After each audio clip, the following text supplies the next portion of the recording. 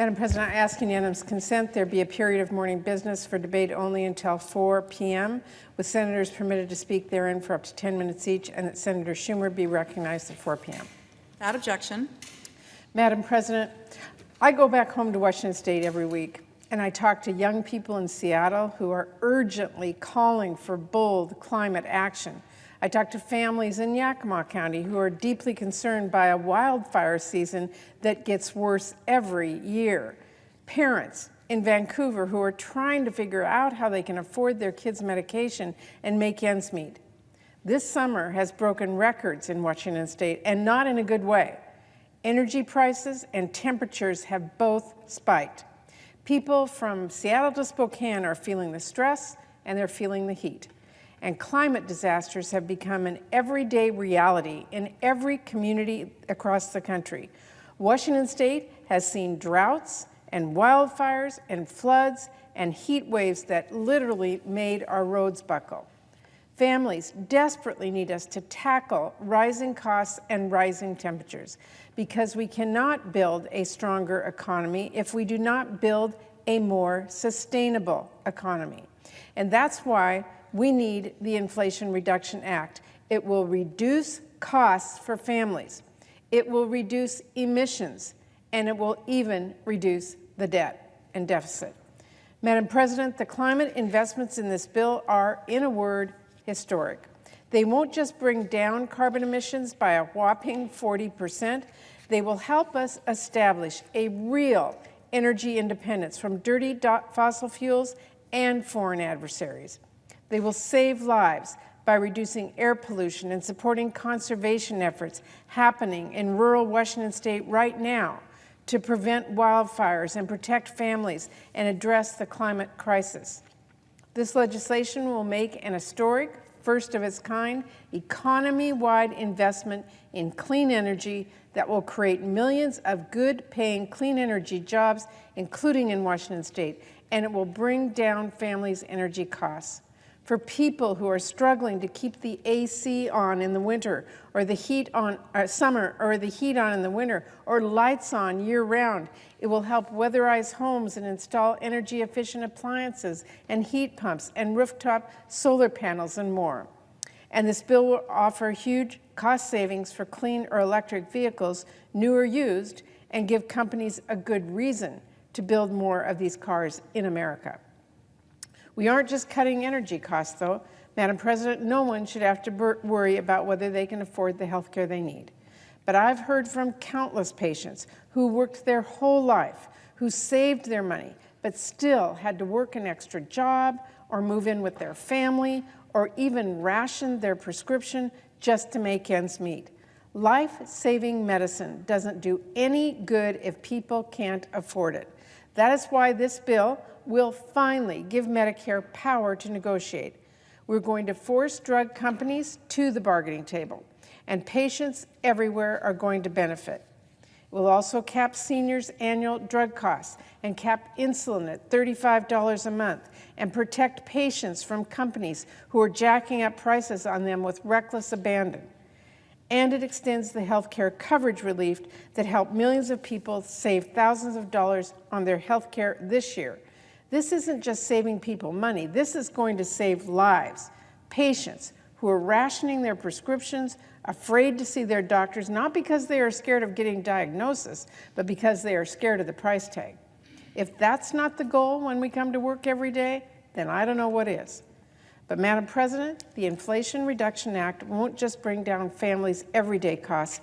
It will bring down the deficit by more than $300 billion, because every cent of this bill is paid for by closing loopholes used by enormous corporations. There is no reason a company making $1 billion profit should pay a smaller tax rate than a mom-and-pop shop in Washington State or a firefighter or a teacher in Walla Walla, Washington. So Democrats won't let it fly any longer.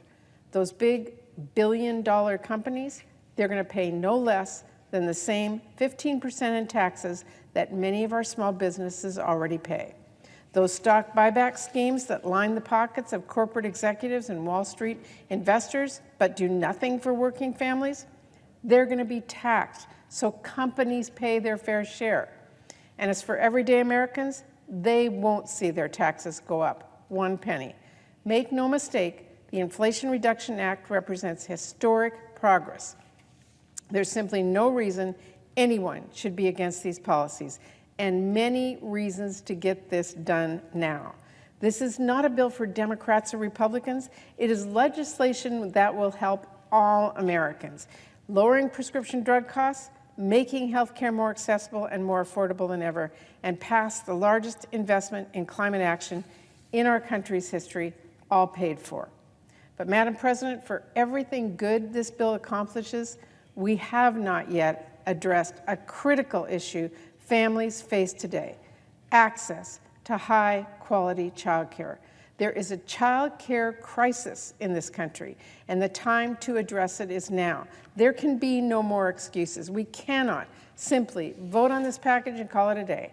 Our child care system isn't just stretched thin, it is broken. Talk to parents, talk to businesses, talk to anyone, and it is painfully obvious that our child care system isn't working for families, providers, or our economy, and hasn't been for some time. Right now, families from Seattle to Spokane are stressed. They are staying up late at night trying to figure out how on earth they're going to find a child care opening or how they're going to afford it if they ever get off a wait list. And when they can't find and afford child care, as is all too often the case, parents, moms in particular, have to leave their job and stay out of the workforce. All while child care workers are being paid poverty wages, struggling to make ends meet and provide for their own families. And they're leaving their jobs for better paying work at fast food chains and big box stores who pay them more than their child care position. We have to do better for kids, for moms, for workers, for our economy, for everyone, or this is just going to keep getting worse. I know all of my colleagues have heard me say this before. You probably heard me say it 100 times, but I want to be clear.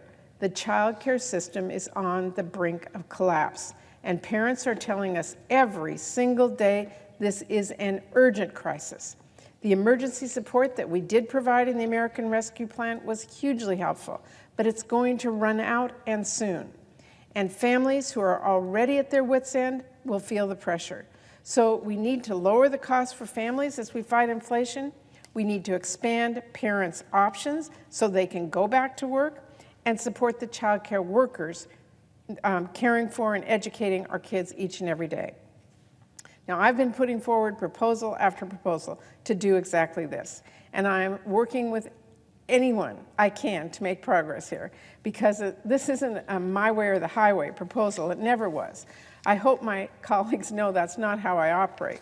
What I'm talking about here is delivering a lifeline to kids, to moms, to our child care industry, not to mention the businesses and industries who desperately want to hire more workers.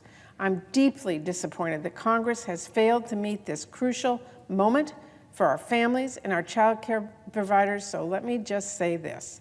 I have been fighting for child care my entire career, since before I ever got here to the United States Senate. In fact, for a very long time, I was the only person in the room fighting. So I'm not going to stop anytime soon. And guess what? I am not the only one fighting today. There are parents and advocates across the country who are fighting for this, who know how critical this is for our families. There are small business owners who understand how critical this is to strengthening our economy, real people, not some army of invisible lobbyists. So I'm here right now to be a voice for them. And I'm asking everyone here in Congress to step up and speak for these families too. We've got to get this done. We must make this a priority. We must address this urgent crisis before it's too late. So I want everyone to know I'm going to stay in this fight for moms and for our kids, and you better believe one day we are going to win this. Thank you. I yield the floor. President. The Majority Leader. Well, first I want to thank my dear friend and our great leader and chair of the Health Education